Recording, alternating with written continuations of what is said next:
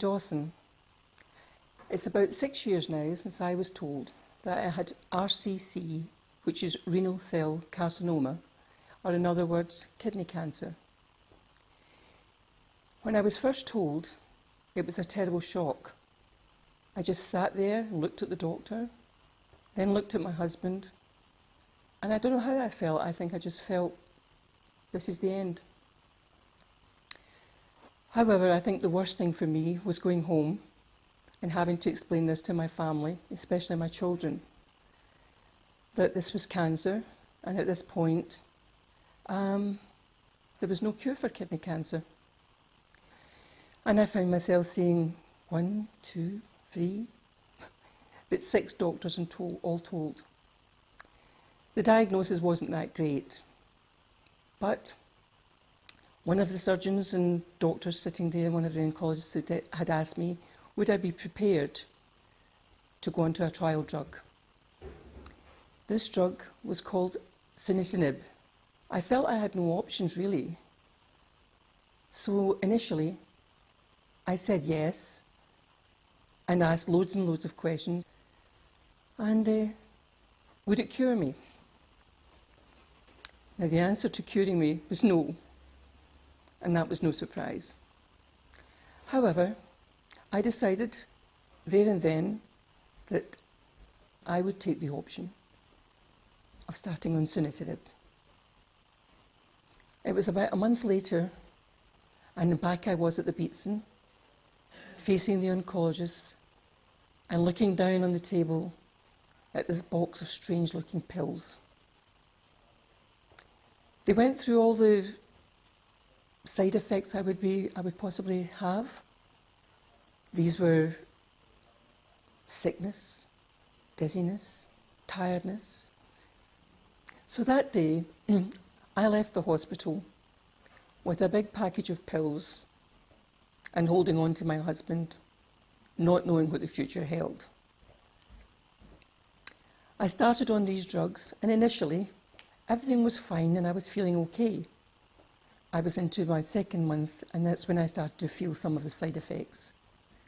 The nausea, the sickness, the sore mouth, the feeling low, the feeling of depression. Lots of things came along, had changed my life completely. However, you came off the drug for about a fortnight, and on that fortnight when I was off the drug, I began to pick up again, began to feel a bit better, felt more positive in myself. 2 weeks later, I would start back on the drug again, and the symptoms would come back. Sometimes worse, sometimes they were worse than others, and sometimes I could bear them and sometimes I couldn't. I did come to realise that all the effects I was having were purely caused by the drug, and not by the cancer itself. It was the drug that was causing it.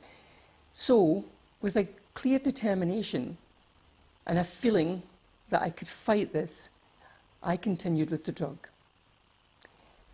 I was on the drug for about 2 years, 2.5 years maybe, and through that time I had good and bad times. Eventually, the drug started to take effect. And by this time, some of the meds that had, progressed through my body had pulled back, and I was beginning to feel an awful lot better. So all in all the side effects, in my opinion, were well worth it to come to the point where I was at this moment, and feeling an awful lot better within myself, and feeling a lot better mentally, with the doctors telling me that the medication was actually working, and I was progressing. It was sometime after that the doctors had then approached me again.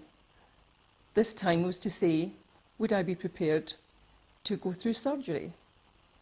Surgery was, it was relatively new, I think, to me. I'd never heard of it before, and it was something called cryoablation, an operation whereas when the doctors go into your body, they direct about 6 or 7 long prongs directly into the kidney,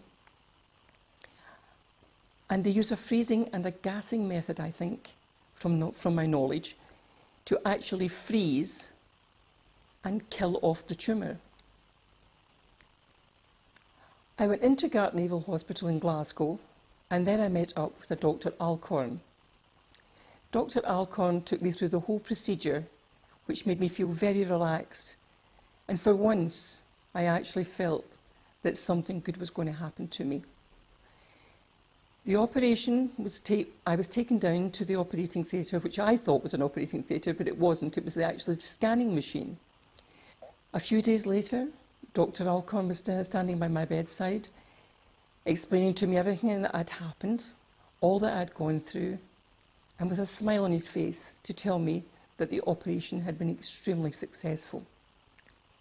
It was about a week later, and I was allowed to go home. And for the first time in a long, long time, I actually felt that the old Mary was back again. I was so happy and I was actually thrilled to be able to go home and tell my family that at last there was some hope and that I could start living my life again and trying to get back doing some of the things that I used to do.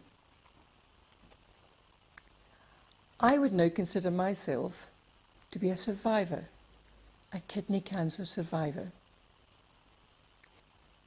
I sincerely hope that my experience will try and help others out there who are now faced with kidney cancer.